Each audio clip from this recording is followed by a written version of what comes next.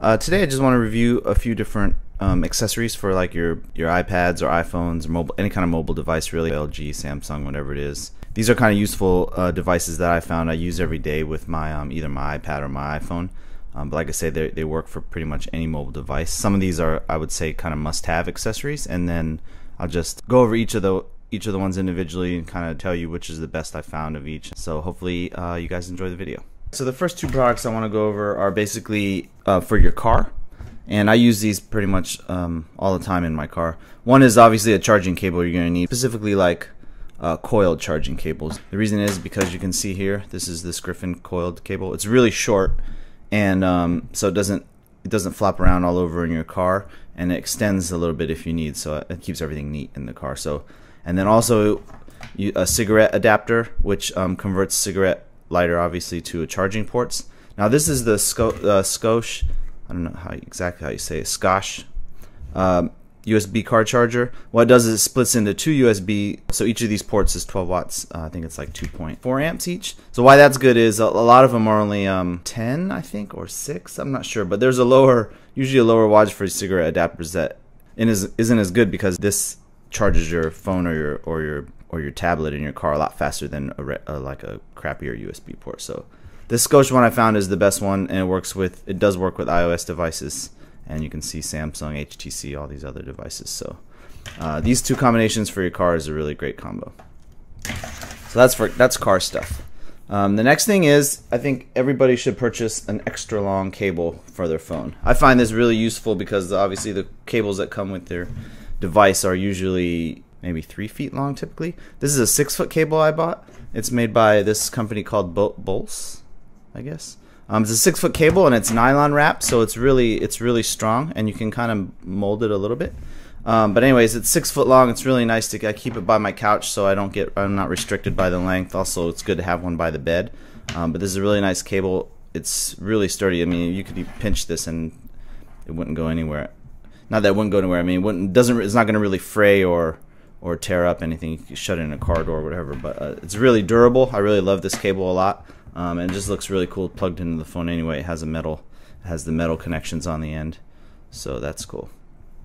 Headphones is another thing that you might want to upgrade, depending on how much you listen to music or just how much you need privacy when listening to stuff on your mobile devices. These are little in-ear earbuds, but these are just like made by ME Electronics. They're only 20 bucks. They're basically the best $20 headphones I found.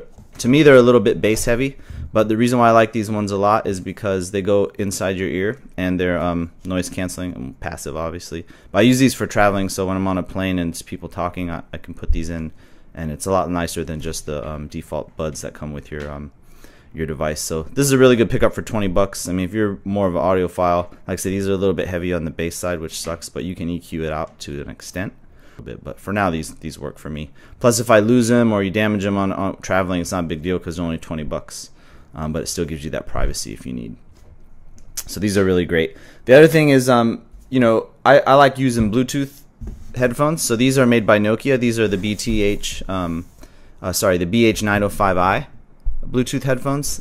These are really great. The battery lasts on these for, I mean, I have them just constantly on, and I can pick them up for over a couple weeks. They're always just up and ready to go. They sound great. The batteries last forever. They're not over ear, they're just on ear. I leave them sitting around my couch, so when I'm ready to play a game or something on my iPad or listen to music, I can just pop these on and they're ready to go. So a pair of Bluetooth headphones I think is a really kind of a must-have to me. Here are the Nokia headphones. So you can see they're really lightweight, and they're pretty durable to me, soft leathers. Like I say, they just sit on the ears. I use these for gaming and for light music listening.